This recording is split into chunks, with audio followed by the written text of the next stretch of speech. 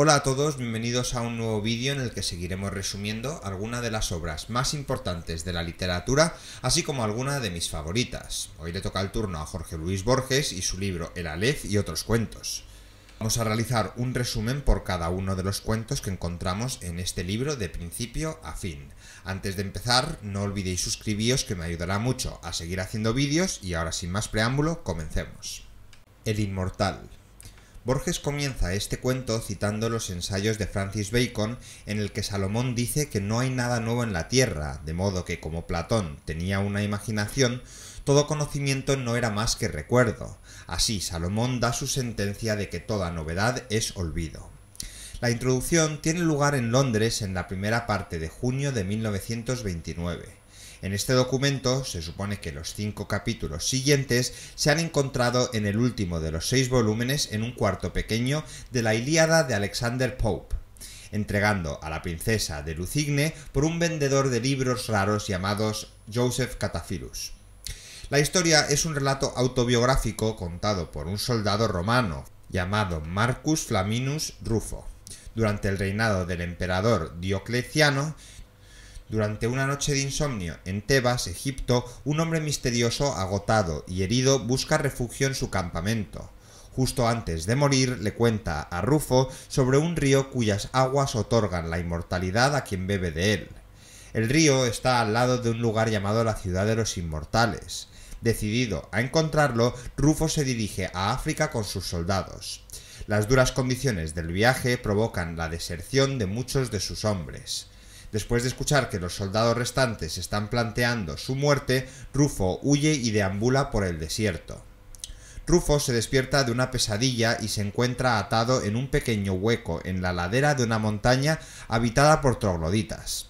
Abajo ve un arroyo contaminado y salta para beber de él. Herido, se duerme. Durante los próximos días se recupera y, al ver la ciudad de los inmortales en la distancia, puede caminar hasta allí seguido por un troglodita. La ciudad de los inmortales es un inmenso laberinto con pasillos sin salida, escaleras invertidas y muchas estructuras arquitectónicas caóticas.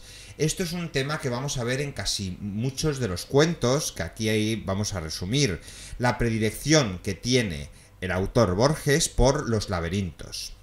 Rufo, horrorizado y repugnado por la ciudad, la describe como un caos de palabras heterogéneas, el cuerpo de un tigre o un toro en el que los dientes, órganos y cabezas pululan monstruosamente en conjunción y odio mutuos. Finalmente escapa de la ciudad y encuentra al troglodita que lo siguió allí esperando fuera. Lo llama Argos en honor al perro de Ulises y decide enseñarle el idioma. Poco después, sin embargo, Argos revela que él es Homero y que los trogloditas son inmortales, habiendo destruido la ciudad de los inmortales original y reemplazándola con el laberinto que encontró Rufo. Rufo pasa siglos viviendo con los inmortales, en su mayoría inmensos en pensamientos, hasta que la noción de la existencia de un río con poderes para quitar la inmortalidad hace que el grupo se disperse en busca de ella en el siglo X. Rufo vaga por el mundo luchando en Stamford Bridge y transcribiendo los viajes de Sinbad el marinero y comprando la edición de la antes mencionada de la Ilíada de Pope en 1714. En 1921 el barco de Rufo encalló en Eritrea mientras se dirigía a Bombay y bebe de un riachuelo perdiendo la inmortalidad. Al final, Rufo se da cuenta de que ha incorporado las experiencias y las palabras de Homero a su relato. Rufo es, de hecho, el capitán Cataphilus quien vendió el libro a la reina al principio de la historia y muere en octubre de 1929 mientras regresaba a Esmirna. La historia termina con una breve postdata que analiza el libro de ficción. El muerto. Esta historia nos introduce a Benjamín Otalora, un joven de 19 años que vive en Buenos Aires. Un día hiere de muerte con una puñalada a otra persona y luego se embarca rumbo a Montevideo, Uruguay, con una carta dirigida a un tal Acevedo Bandeira.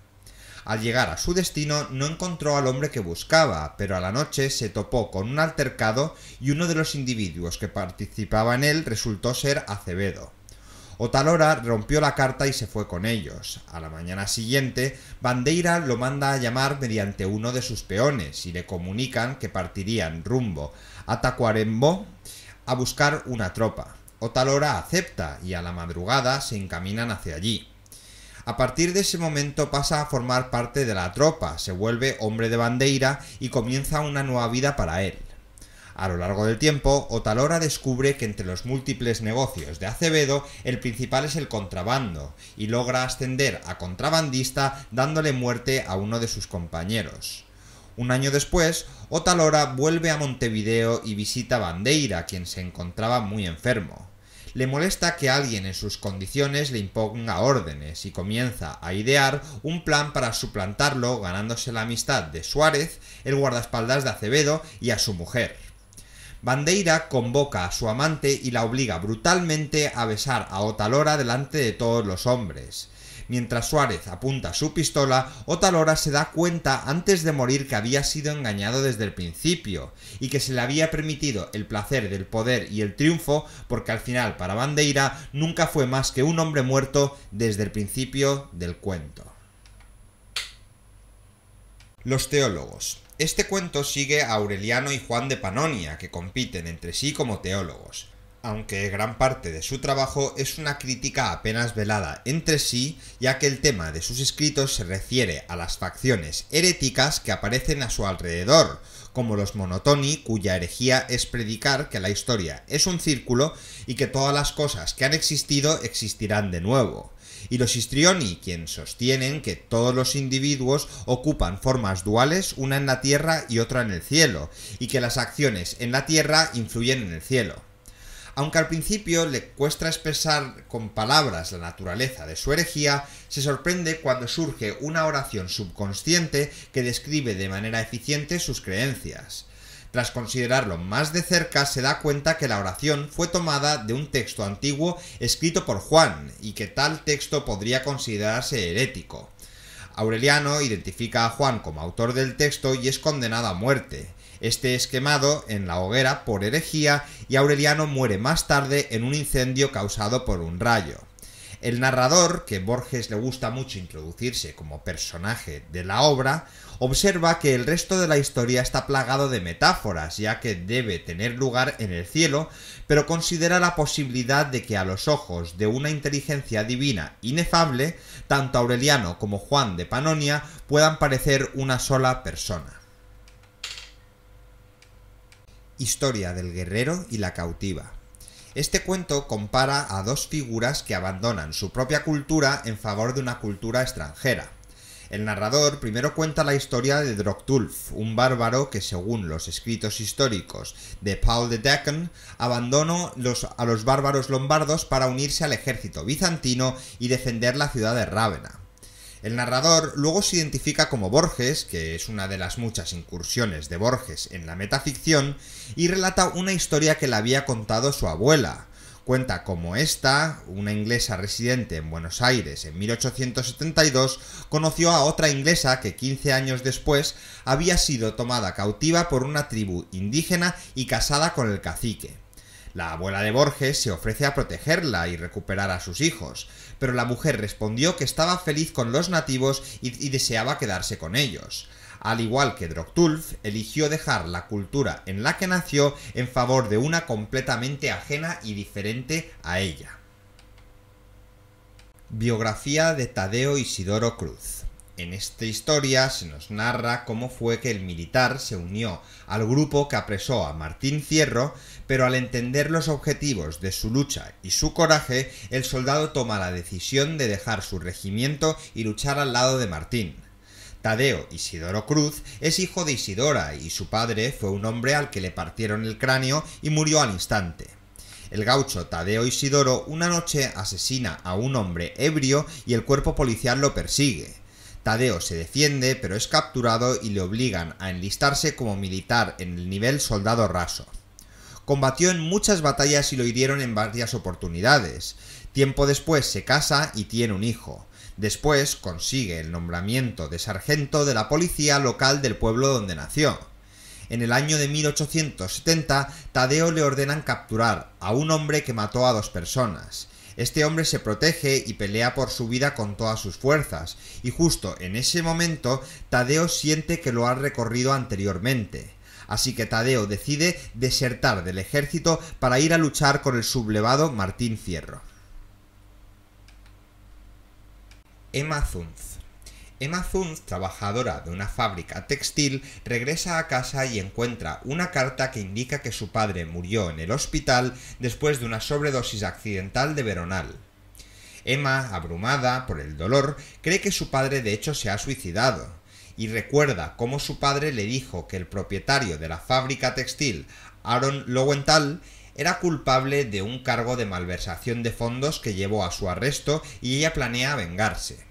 El fin de semana siguiente, Emma llama a Lowenthal alegando que tiene información sobre una huelga inminente y acepta reunirse con él esa noche. Por la tarde seduce a un escandinavo en un bar que le paga por un encuentro sexual. El encuentro disgusta a Emma, pero ella continúa con su plan. Se encuentra con Lowenthal en la fábrica y finge informar sobre los trabajadores involucrados en la huelga. Este sale de su oficina para tomarse un vaso de agua y ese es el momento en el que Emma toma su revólver de su escritorio y lo asesina pegándole un tiro. Luego llama a la policía alegando que Aaron Lowenthal estaba abusando de ella y que ella lo mató en represalia. El relato de Emma del encuentro anterior le permite hablar de manera convincente. La historia termina con la incursión del narrador señalando que las emociones de Emma eran verdaderas, solo que las circunstancias exactas, el tiempo y los nombres eran falsos. La casa de Asterion. Asterion comienza la historia sugiriendo al lector que ciertas afirmaciones difamatorias, como que es un arrogante, un misántropo o un loco, son falsas. Describe su casa en detalle, que no tiene puertas cerradas, que tiene muchos pasillos y habitaciones, piscinas y patios. Explica sus formas herméticas al contar cómo una vez, cuando salió de casa, los plebeyos estaban tan agitados creyendo que como el hijo de una reina podía distinguirse por su sangre real. Asterion explica cómo pasa sus días en soledad, corriendo por los pasillos, fingiendo dormir y otras veces fingiendo que el otro Asterion ha venido a visitarlo y darle un recorrido por la casa. Asterion entra en detalles sobre la infinitud de su casa comparándola con el universo. También sugiere que quizás él creó el mundo y se ha olvidado de él. Finalmente hace mención de otras personas, 9 hombres que vienen cada 9 años para librarlos de todo mal y cuyos cuerpos dejan las habitaciones vacías para distinguir una habitación de otra. Asterion especula sobre su propia muerte y espera ansiosamente la venida de su Redentor, quien lo sacará de la casa infinita. La historia termina con una línea de Teseo que dice: ¿lo creerías, Ariadna? El Minotauro apenas se defendió, revelando que Asterion, que de hecho es el Minotauro de Creta, ha sido asesinado. La otra muerte. A Borges le comunican el fallecimiento de don Pedro Damián, antiguo combatiente en la batalla de Massoyer entre la guerra de Argentina y Uruguay. Borges comienza a investigar y entrevista al coronel Tavares y este recuerda que Pedro Damián flaqueó durante el combate. Borges se siente decepcionado ya que hubiera preferido que los hechos no ocurrieran así.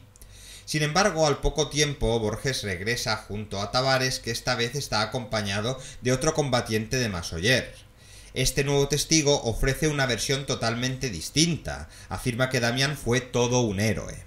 El coronel Tavares por su parte ya no recuerda a Damián a pesar de haberle dicho anteriormente a Borges que flaqueó durante el combate.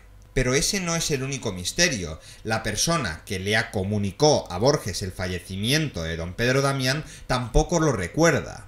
Aquí se provoca la mayor confusión. ¿Qué es lo que sucede? ¿Cuál es la realidad? Borges apunta a una explicación que ha descubierto en un tratado. Dios puede efectuar que no haya sido lo que una vez fue. Borges conjetura que Pedro Damián ha dedicado su vida de adulto a reescribir su pasado de manera que la gente ya no se acuerda de él. Para que Damián haya sido un héroe en la segunda versión de la historia, ha sido preciso que quienes lo han conocido olviden la primera. Deutsches Requiem. Miembro de la nobleza alemana, zur Linde nace en Marienburg, Prusia Occidental, en 1908. Criado como luterano, zur Linde pierde su fe en el cristianismo después de leer los escritos de Schopenhauer, Nietzsche y Spengler. Poco después se une a la Schutzstaffel, A pesar de su profundo desprecio por sus compañeros de la SS, Zurlinde se convence a sí mismo de que el partido nazi necesita hombres como él para asegurar al mundo un futuro glorioso. El 1 de marzo de 1939 es herido en una pierna mientras atacaba una sinagoga en Tilsit. Días después, cuando la Wehrmacht invade Checoslovaquia, Zurlinde se recupera en un hospital tras la amputación de su pierna. Al declarar que la toma de Raskolnikov fue más difícil que las conquistas de Napoleón Bonaparte, Zurlinde relata cómo el 7 de febrero de 1941 fue nombrado subdirector del campo de concentración de Tarnowitz. Allí muchos intelectuales judíos son torturados y asesinados bajo sus órdenes. Él relata que no disfrutó de cumplir con los deberes de este puesto, pero nunca pecó por omisión. El cobarde se prueba a sí mismo entre espadas y el hombre compasivo busca ser probado por las cárceles y el dolor ajeno. Durante el otoño de 1942, su hermano muere en acción en la segunda batalla del Alamein. Poco después, un bombardeo aliado destruye la casa de Zurlinde en Marienburg. Poco después del final de la Segunda Guerra Mundial, Zurlinde es capturado y procesado por crímenes contra la humanidad. Negándose a ofrecer una defensa por sus acciones, Zurlinde es declarado culpable y condenado a muerte por un pelotón de fusilamiento. Mientras espera su fin, garabatea un último testamento en su celda de la prisión. No ofrece justificación y se regocija en el hecho de que la violencia y la fe en la espada gobernarán el futuro en lugar de actos serviles de timidez cristianos. Expresa además la esperanza de que si la victoria y la gloria no pertenecen a la Alemania nazi, pueden pertenecer a otras naciones. Exista el cielo, aunque nuestro lugar esté en el infierno. Mientras reflexiona sobre cómo se comportará ante el pelotón de fusilamiento, Zurlinde se da cuenta de que no siente miedo ni lástima ni siquiera por sí mismo. La búsqueda de Averroes. Esta historia imagina la dificultad de Averroes, el afamado filósofo y traductor islámico, para traducir la poética de Aristóteles porque no supo entender que era una obra de teatro, debido a la ausencia de representaciones teatrales en vivo en el medio cultural de Averroes, en contraste con el de Aristóteles en la antigua Grecia. En la historia, Averroes observa casualmente a algunos niños actuando, y luego escucha a un viajero describir ineptamente una representación teatral real que una vez vio en una tierra lejana, pero aún no comprende que las tragedias y comedias de las que escribe Aristóteles son una especie de arte de la interpretación en lugar de mera literatura. El proceso de escribir la historia está destinado a ser paralelo a los eventos de la historia misma. Borges escribe en un epílogo de la historia que su intento de comprender a Averroes fue tan condenado como el intento de Averroes de comprender el drama. Dice Borges: sentí que la obra se burlaba de mí, me frustraba. Sentí que Averroes, tratando de imaginar que es una obra de teatro sin haber sospechado nunca lo que es un teatro, no era más absurdo que él mismo Borges tratando de imaginar a Averroes pero sin más material que algunos fragmentos de Renan, Lane y Asim Palacios. El Zahir. Zahir es una persona u objeto que tiene el poder de crear una obsesión en todo el que lo ve, de modo que la persona afectada perciba cada vez menos de la realidad y más del Zahir, al principio solo mientras duerme y luego en todo momento. En la historia, una versión ficticia de Borges obtiene el Zahir en su cambio después de pagar una bebida, que es una rara moneda de 20 centavos. Borges luego le cuenta al lector sobre una línea de pensamiento centrada en monedas famosas a lo largo de la historia y la leyenda, y el hecho de que una moneda simboliza nuestro libre albedrío, ya que puede convertirse en cualquier cosa. Estos pensamientos febriles lo mantienen despierto por un tiempo.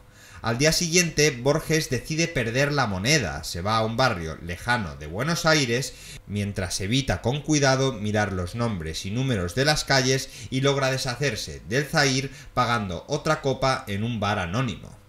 El escritor es incapaz de olvidar la moneda, con la que gradualmente se obsesiona más. Intenta buscar una cura y después de investigar un poco, encuentra un libro que explica la historia detrás del Zahir, y que se manifestó previamente como un tigre, un astrolabio, el fondo de un pozo y una vena en una columna de mármol. Según el mito, todo en la tierra tiene la propensión a ser un Zahir, pero el Todopoderoso no permite que sea más de una cosa a la vez, ya que una sola puede seducir a multitudes. Borges nos dice que pronto será incapaz de percibir la realidad externa, y tendrá que ser vestido y alimentado, pero luego reflexiona que este destino no le preocupa, ya que será ajeno a él. En la filosofía idealista, vivir y soñar son sinónimos, y simplemente pasará de un sueño muy complejo a un sueño muy simple. En una mezcla de desesperación y resignación se pregunta: otros soñarán que estoy loco, y yo soñaré con el Zahir. Cuando todos los hombres de la tierra piensen día y noche en el Zahir, ¿cuál será un sueño y cuál una realidad, la tierra o el Zahir? La escritura de Dios. El cuento es narrado por un sacerdote azteca llamado Tzinacán, quien es torturado por Pedro de Alvarado, quien quemó la pirámide Cuajalom, donde el protagonista era un mago, y al final es encarcelado con un jaguar en la celda adyacente. Tzinacán busca algo divino que le proporcione omnipotencia en los patrones del pelaje del animal. Mientras lo hace, tiene un sueño en el que se imagina a sí mismo ahogándose en la arena, y se despierta con una visión de una enorme rueda hecha de agua pero también de fuego, que le permite comprender los patrones en la arena. Tzinacán asegura que el guión divino es una fórmula de 14 palabras aparentemente al azar, que al hablar harán desaparecer su prisión y pondrán el jaguar sobre Alvarado. La historia termina con el narrador decidiendo no decir las palabras, sin embargo, porque conocer las palabras le ha hecho olvidar a Tzinacán, a quien se contenta con dejar en la cárcel. Aban Hakán el-Bohari muerto en su laberinto. Mientras dos amigos ingleses, Dunraven y Unwin, visitan un laberinto en Cornualles durante el verano de 1914, Dunraven le cuenta a Unwin la historia del laberinto construido por Ibn Hakán al-Bohari, jefe de una tribu nilótica, para protegerse del fantasma de su primo Zaid, a quien había asesinado y quien en un sueño había jurado encontrarlo y vengarse. Años más tarde, el espíritu de Zaid lo encontró y lo mató. Después de escuchar la historia, Unwin sintió que esta no era la verdadera. Creía que el Bohari había huido a Inglaterra y había construido el laberinto. Era Zaid quien había robado la fortuna de el Bohari y luego construyó el laberinto con la esperanza de atraerlo y matarlo allí. Y fue Zaid quien finalmente atrajo al jefe a su trampa y lo asesinó. Más tarde, el rector de una parroquia local cuenta una tercera versión de dos reyes del cercano oriente, uno de los cuales invita a otro a su elaborado laberinto, dejándolo perdido y humillado, y la eventual venganza del primer rey, que más tarde destruye el reino del otro y luego lo abandona en su laberinto especial sin puertas ni pasillos, el desierto. Una leyenda arábiga, historia de dos reyes y los dos laberintos. Este cuento es bastante similar al anterior, ya que existe la figura de reyes árabes y laberintos.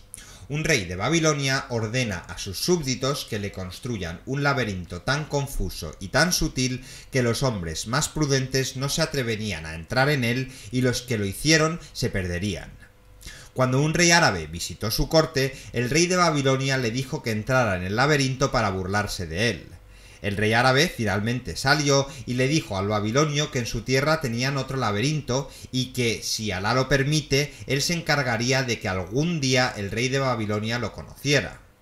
El rey árabe regresó a su tierra y lanzó un ataque exitoso sobre los babilonios, capturando finalmente al rey de Babilonia. El árabe lo ató de un camello y lo condujo al desierto. Después de 3 días cabalgando, el árabe le recuerda al babilonio que trató de hacerle perder el rumbo en su laberinto y dice que ahora le mostrará el suyo, que no tiene escaleras que subir ni puertas que forzar, ni galerías fatigosas por las que deambular, ni muros que impidan su paso. Luego desató al rey de Babilonia y lo abandonó en mitad del desierto, donde murió de hambre y sed. La espera. Un hombre perseguido va a refugiarse en un hotel y observa los edificios que le rodean y confía en que si Dios quiere todo aquello le resulte algún día familiar. Tiene que pasar inadvertido, no llamar la atención de nadie y le enseñan su habitación, pero antes de inscribirle le preguntan el nombre y él dice llamarse Villari, su gran enemigo. La habitación está tapizada por unos grandes pavos reales con sus colas desplegadas. Durante muchos días no sale de su cuarto, aunque por las noches salía para ir al cine siempre sentado en la última fila. No recibe cartas, solo lee el periódico con la esperanza de ver que Villari ha muerto. En una ocasión, al entrar en el cine, alguien lo empuja y él lo insulta. El otro, sorprendido, se disculpa. Más tarde, en la habitación, cuando duerme, sueña siempre lo mismo en el fondo, aunque con circunstancias variables. Unos hombres lo rodeaban y él sacaba el revólver de la mesilla y los mataba. Esto le despertaba. En el siguiente sueño tenía que volver a matarlos. Un día, la entrada de unos hombres en su cuarto lo despertó. Alejandro Villari y un desconocido lo habían localizado. Él les pidió que esperaran, se dio la vuelta contra la pared como si retomara el sueño. Lo hizo porque es más duro afrontar un acontecimiento que imaginarlo o esperarlo eternamente. Quizás era para que los asesinos no fueran más que en un sueño, como ya lo había sido tantas veces. Entonces eran sus pensamientos cuando los dispararon. El hombre en el umbral.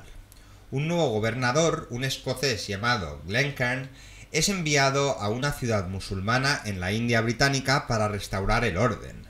Lo consigue utilizando medidas violentas, pero después de unos años desaparece misteriosamente. Se asigna al narrador a que encuentre a este hombre. Va a cierta dirección donde se estaba llevando a cabo una ceremonia musulmana. Un anciano en el umbral le cuenta al narrador la historia de un tirano que fue secuestrado y juzgado. Fue juzgado por un loco y su veredicto fue la muerte. Este fue, de hecho, lo que le sucedió a Glencairn, como el narrador descubre cuando encuentra su cuerpo mutilado. Y el último cuento de la obra, el que da título, El Aleph.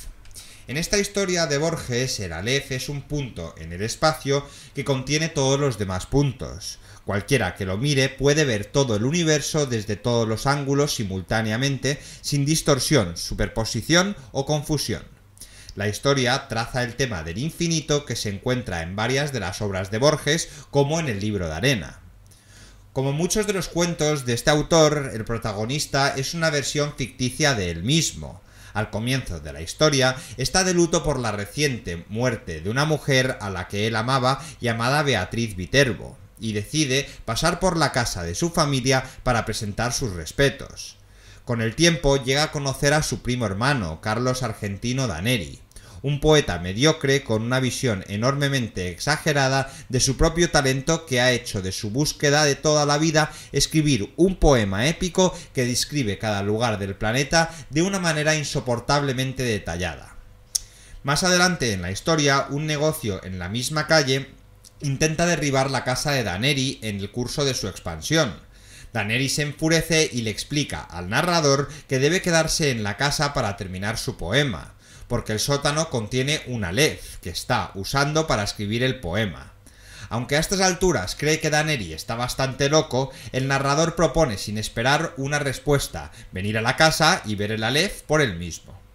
Dejado solo en la oscuridad del sótano, el narrador comienza a temer que Daneri está conspirando para matarlo, y luego ve el aleph por sí mismo. Lo describe de tal manera: en la parte trasera del escalón hacia la derecha vi una pequeña esfera iridiscente de brillo casi insoportable. Al principio pensé que estaba girando, luego me di cuenta del que estaba en movimiento era una ilusión creada por el mundo vertiginoso que limitaba. El diámetro del aleph probablemente era de poco más de 1 pulgada, pero todo el espacio estaba allí, real y no disminuido. Cada cosa, la cara de un espejo, digamos, eran cosas infinitas, ya que las veía claramente desde todos los ángulos del universo. Dice que vio el mar rebosante, el amanecer y anochecer, las multitudes de América, una telaraña plateada, en el centro de una pirámide negra, un laberinto astillado que era Londres.